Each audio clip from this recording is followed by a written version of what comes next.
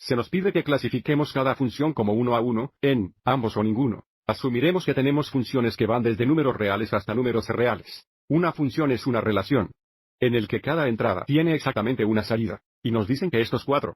Los gráficos representan funciones. Si quisiéramos verificarlo, podríamos usar la prueba de línea vertical. La prueba de línea vertical indica si una línea vertical interseca el gráfico en más de un punto, entonces el gráfico no representa una función. Si no es así, entonces representa una función. Así que fíjate en cómo para nuestros cuatro gráficos, si pasamos vertical líneas en los gráficos, nunca lo hará una vertical intersecar una gráfica en más de un punto, lo que verifica que todos los gráficos pasen la prueba de línea vertical y representan funciones.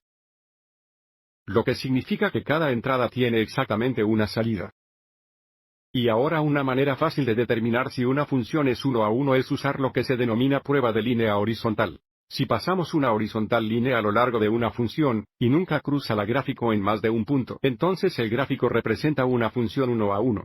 Si intersecta el gráfico en más de un punto, entonces no es 1 a 1. Así que si pasamos horizontales líneas en nuestros gráficos, observe cómo para los dos primeros gráficos, las líneas horizontales intersecan la gráfica en más de un punto. Estas dos funciones son no funciones 1 a 1, pero las líneas horizontales nunca se cruzarán con las dos gráficas de la derecha en más de un punto. Por lo tanto, los dos gráficos de la derecha son funciones 1 a 1. Más concretamente, si tenemos una función que mapea de A a B, una función es 1 a 1 o inyectable si hay diferentes entradas tienen diferentes salidas. O podemos decir todos los valores y posibles en B tiene como máximo una entrada correspondiente X en A. También podemos decir salidas o los valores de Y no se repiten. Para las dos gráficas de la izquierda, observe cómo se repiten los valores y, por lo tanto, la horizontal línea interseca el gráfico en más de un punto. También podemos decir que hay valores, y que tienen más de uno valor X correspondiente, siempre que la línea horizontal intersecte el gráfico en más de un punto. Por ejemplo, el gráfico de la izquierda, estas líneas horizontales se cruzan.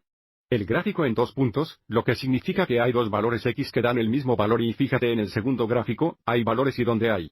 Son tres entradas de valores X que dan la misma salida o valor y, por lo que estos dos los gráficos no son 1 a 1. Del mismo modo, para los dos gráficos a la derecha, por cada valor y posible, habrá exactamente una entrada o valor X correspondiente. Razón por la cual son funciones 1 a 1.